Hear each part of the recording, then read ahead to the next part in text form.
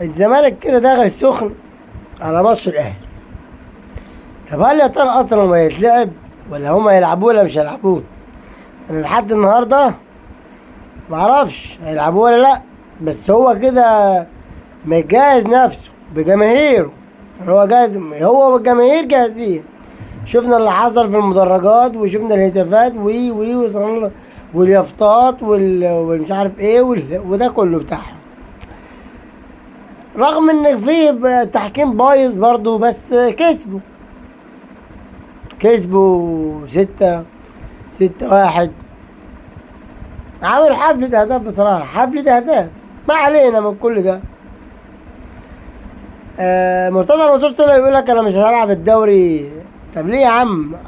قال لك لو وقف دونجا. شفت هو كده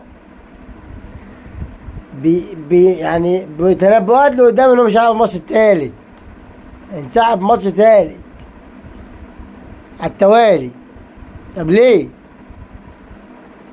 هو كده انا معرفش. يعني انت في المسؤولين بقى نادي الزمالك، اما هو رئيس نادي الزمالك تمام متحكم كده. فين بقى المسؤولين؟ انت كمسؤول في نادي الزمالك لازمتك ايه؟ لا يا عم، لازمتكم ايه في نادي الزمالك؟ ما عايز افهم يعني لازمتكم ايه جوه النادي. يا عم عرفني. هو الرئيس النادي بس هو ولاده اللي هيتحكموا؟ هو ايه ده؟ انا معرفش، اول مره اشوف نادي كده.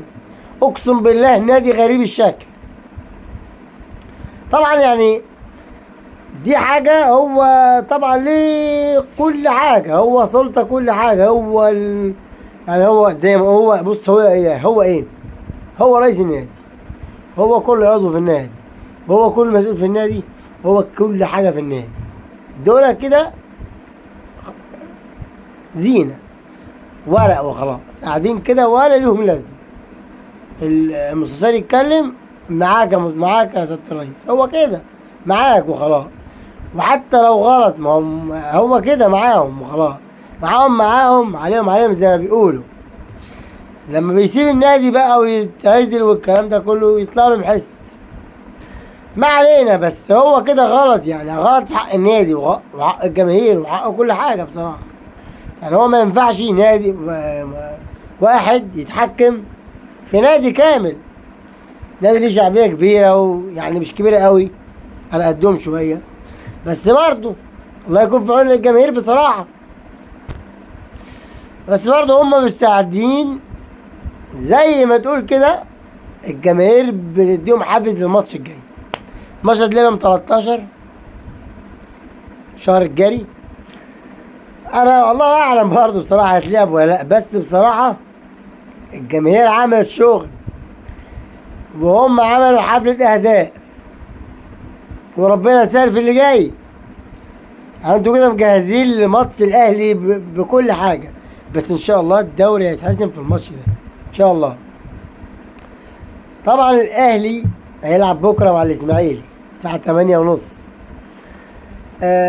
ان شاء الله يعني نكسب الاسماعيلي، عشان الاسماعيلي يفضل يكون مهدد بالهبوط ان شاء الله يعني، ونكسب. بس يا رب يكون ده احمد الغدور اللي هيحكم، وربنا يستر.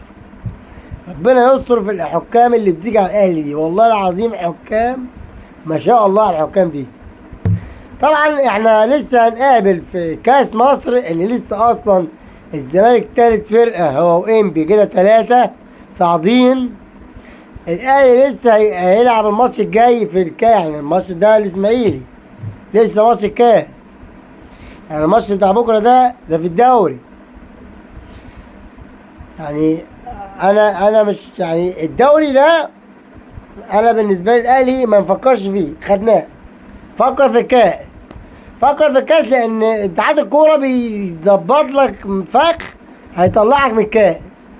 اتحاد الكوره اقسم بالله عايز يطلعك باي طريقه، عايز يدي البطوله دي يشيلها كده اهو. خد يا بوابين، خد البطوله دي. ما خدتش حاجه، رغم ان ما انتوا صفر. لازم يديها لهم. هيحايلوا مين؟ ما هيحايلوهم باي شيء، لازم يحايلوهم. هو كده. وربنا يستر. ما علينا من كل ده.